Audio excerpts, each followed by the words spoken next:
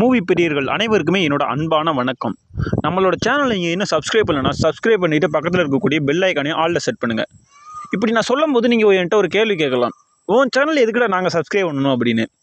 உங்களுக்கு மூவி பிடிக்கும், மூவியை ஏதாச்சும் மூவியை பற்றி ஏதாச்சும் டெய்லிக்கும் நான் தெரிஞ்சுக்கணும், 10 நிமிஷத்தில் ஏதாச்சும் ஒரு வீடியோ ஏதாச்சும் ஒரு மூவி பற்றி தெரிஞ்சுக்கணும் அப்படின்னு நினச்சிங்கன்னா நம்மளோட சேனல் நீங்கள் சப்ஸ்கிரைப் பண்ணுறது எந்த தப்புமே கிடையாது. டெய்லிக்கும் 10 நிமிஷத்தில் ஏதாச்சும் ஒரு மூவி பற்றி அப்டேட் வந்துக்கிட்டே இருக்கும்.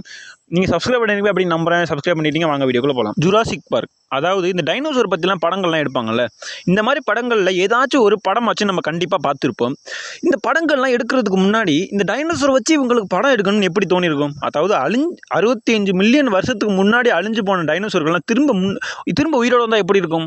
இந்த கேள்வி தான் உலக சினிமாவையே மாற்றிய ஒரு திரைப்படத்தை உருவாக்குனுச்சு. அந்த ஒரு திரைப்படத்தோட பேர் தான் ஜுராசிக் பார்க். இந்த ஒரு வீடியோவில் ஜுராசிக் பார்க் கதை எப்படி உருவாயிருக்கும், இந்த ஒரு யோசனை யாருக்கு வந்துச்சு, இந்த டைனோசர்கள்லாம் எப்படி உருவாக்கியிருப்பாங்க, அதாவது இறந்து போன டைனோசர்களை படத்திலலாம் எப்படி நிஜமாகவே உருவாக்கியிருப்பாங்க, படப்பிடிப்பில் நடந்த சுவாரஸ்யமான சம்பவங்கள் நிறைய, இந்த திரைப்படங்கள் ஏன் சினிமா வரலாற்றையே மாற்றினுச்சு, இப்படிங்கிற பல விஷயங்கள் தான் இன்றைக்கி நம்ம வீடியோவில் பார்க்க போகிறோம். வீடியோவை ஸ்கிப் பண்ணாமல் கடைசி வரைக்கும் பாருங்கள். இதோட ஆரம்பம் 1980களில் மைக்கேல் கிரிட்டன் அப்படிங்கிற ஒரு எழுத்தாளர் பார்த்தீங்கன்னா ஒரு புதிய கதையை யோசிக்கிறாரு. அழிந்து போன உயிரினங்களை மீண்டும் உயிர்ப்பிக்க முடியுமா அப்படிங்கிற இந்த ஒரு கேள்வியை மையமாக வச்சு ஜுராசிக் பார்க் அப்படிங்கிற ஒரு நாவலையும் எழுத தொடங்குறாரு.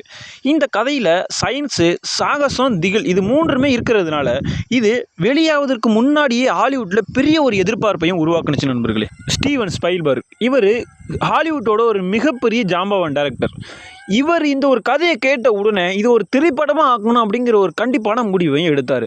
இதை எடுத்ததுக்கப்புறம் யூனிவர்ஸ் பிக்சர், அதாவது இவங்க தான் பார்த்தீங்கன்னா ஹாலிவுட்லேயே ஒரு ஃபேமஸான ப்ரொடக்ஷன் கம்பெனி. இந்த ஒரு கம்பெனிக்கிட்ட போய்ட்டு இந்த திரைப்படத்தோட உரிமையை வாங்குறாரு. இவர் வாங்கின உடனே அந்த நேரத்தில் இது ஒரு ஆபத்தான முயற்சியாக கருதப்பட்டுச்சு. ஏன் அப்படின்னா இந்த மாதிரி ஒரு கான்செப்டை இதுவரை யாருமே யோசிச்சது கிடையாது. அதனாலே பார்த்தீங்கன்னா இப்படி ஒரு கான்செப்ட் எடுத்து இவர் படமாக்க போகிறாரு அப்படிங்கிறதுனால நிறைய பேர் இது ஒரு ஆபத்தான முயற்சியாக கருதப்பட்டாங்க. அது மட்டும் ஒரு முக்கியமான விஷயம் என்ன அப்படின்னா, இந்த மாதிரி ஒரு விஷயங்களை படமாக்குறதுக்கான தொழில்நுட்பம் அந்த நேரத்தில் முழுமையாகவே வரதில்லை. அதனாலே பார்த்தீங்கன்னா முக்கியமாக இது ஒரு ஆபத்தான முயற்சியாக படத்துக்கான வேலையும் ஸ்டார்ட் பண்ண ஆரம்பிச்சிட்டாங்க. இப்போ படக்குழு பார்த்தீங்கன்னா முதல்ல பார்த்தீங்கன்னா மிகப்பெரிய ரோபோ டைனோசர்களை உருவாக்க ஆரம்பிக்கிறாங்க. இதுலேயே முக்கியமாக பார்த்தீங்கன்னா டீரெக்ஸு, ட்ரைசராட்டப்ஸ், அதாவது மூக்கில் மிகப்பெரிய கொம்பு வச்சுக்கிட்டு அதுக்கு பின்னாடி பெரிய அட்டை மாதிரி இருந்துக்கிட்டு மிகப்பெரிய ஒரு நீர் யானை மாதிரி ஒரு டைனோசர் இருக்கும்ல, இந்த 2 டைனோசர்கள் தான். இந்த 2 டைனோசர்களையும் பார்த்தீங்கன்னா ரோபோ அளவில் உருவாக்குறாங்க. இந்த 2 டைனோசர்களால் பார்த்தீங்கன்னா கண்களை சிமிட்ட முடியும், தலையை அசைக்க முடியும், கர்ஜிக்க முடியும். இது 3 மட்டும்தான் பண்ண முடியும். ஆனால் ஓட முடியாது. ஓடுற மாதிரி காட்சிகள்லாம் அவங்களால எடுக்க முடியல. இந்த ரோபோ அதுக்கெல்லாம் பத்தலை. அதனால தான் பார்த்தீங்கன்னா இண்டஸ்ட்ரியல் லைட்ஸ் அண்ட் மேஜிக் நிறுவனம், இந்த ஒரு நிறுவனம் பார்த்தீங்கன்னா கம்ப்யூட்டரில் சிஜிஐ மூலமாக டைனோசர்களை உருவாக்கக்கூடிய ஒரு திட்டத்தையும் காட்டுது. அதை பார்த்து ஸ்பைல்பர்க் என்ன சொல்கிறாரு அப்படின்னா, இதுதாயா எதிர்கால சினிமா அப்படின்னு சொல்கிறாரு. இந்த உலகத்திலேயே முதல்ல டீரெக்ஸோட ஓப்பனிங் சீன். இந்த சீன் பார்த்தீங்கன்னா மழை பெஞ்சிக்கிட்டு இருக்கு. அந்த ஒரு நேரத்தில் மின்சாரமும் துண்டிக்கப்படுது.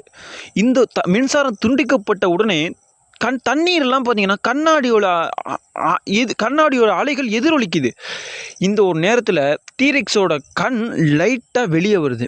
இந்த ஒரு காட்சி தான் இந்த வரைக்கும் உலக சினிமாவிலேயே சஸ்பென்ஸ் காட்சியில் ஒன்றாக கருது. ஏன்னா இப்படி ஒரு விஷயங்கள்லாம் நடந்து அந்த ஒரு படமாக்கப்பட்டாலும் இவங்க இந்த ஒரு படங்களை எடுக்கும்போது இந்த ஒரு ரோபோ டீரெக்ஸ் பார்த்தீங்கன்னா பல ஒரு இடைஞ்சல்களை கொடுத்துருக்கு. அது என்ன அப்படின்னா, இந்த ஒரு ரோபோ டீரெக்ஸ் பார்த்தீங்கன்னா படமாக்கப்படும் போது அனிமோட்ரானிக் அப்படிங்கிற ஒரு மழை நீரால் சில நேரங்களில் பார்த்தீங்கன்னா செயலிழந்து போயிடுது.